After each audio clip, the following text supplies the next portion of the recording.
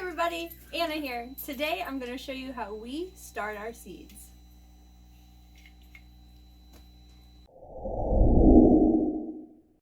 So we started these seeds roughly 8 weeks ago. Some of them we had to restart because the germination wasn't so great. But if you want to come in closer, we can show you our setup. So we changed it to a wire rack this year just so it's a little easier for us. We can do more plants because before we just had it on like a tabletop, a rolling tabletop. So now we can fit 6 trays, standard size like garden trays in here. And I've already transplanted some things. So I started everything in these like 3-pack cells that you can get from garden centers.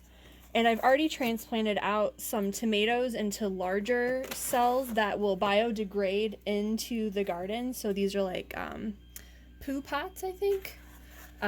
So there's a whole tray of these. These are peppers and tomatoes, which I think I'm going to need to transplant again because these tomatoes are getting really big. And I'll probably transplant these into some paper pots, especially since some of these are for family members and people that we work with, so I want to be able to give them individual plants instead of, a giant pot tray.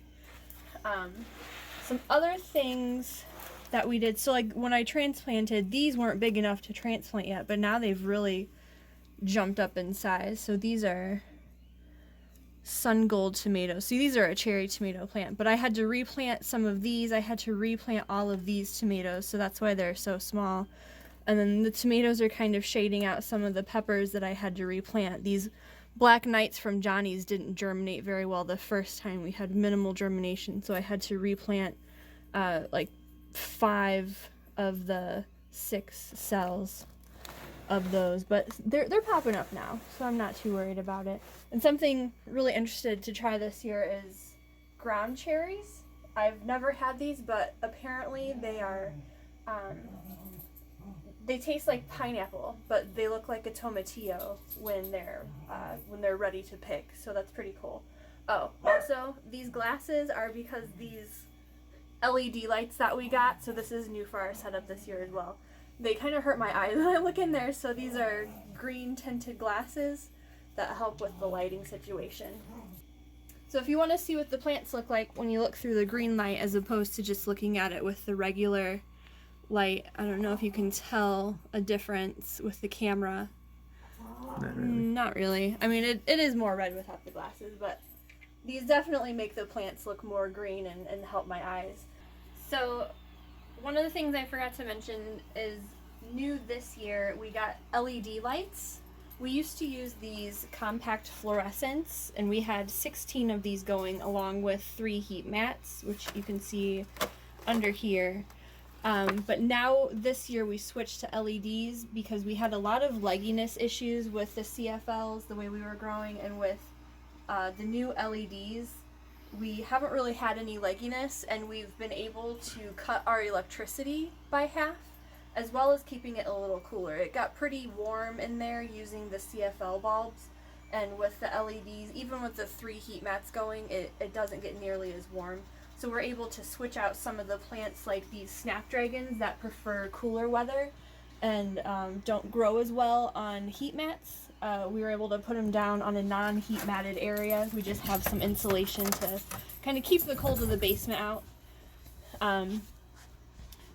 And usually when you start your seeds, you want to start them on heat mats because it takes a little bit for them to get going. They need a bit of heat, but typically once they're started, you can move them off the heat mats and they'll do just fine. Even in a basement area, as long as it's like 65 in your basement, you're fine. You can hear the pups in the background wrestling.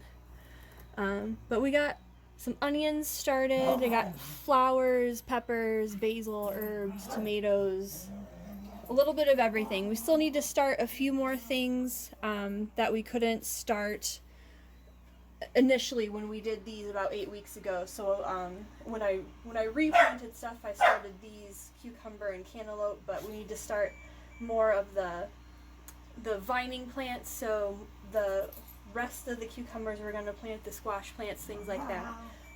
we need to start, and we also need to start the things that we're going to put out in Mike's hydroponics. So the lettuces and things like that, we need to get those going, and then we'll take you on a tour once we get Mike's hydroponics set up, planted out outside in a few weeks from now, probably more towards the end of May. So you can look forward to that. So I hope you liked our setup. I hope we were able to help you if you're kind of trying to decide on LED lights or how to start your seeds, a setup that works best for us. We water this about twice a week. That's all the attention it really needs. Once they start to get bigger, I like to run my hands over them to strengthen their stems.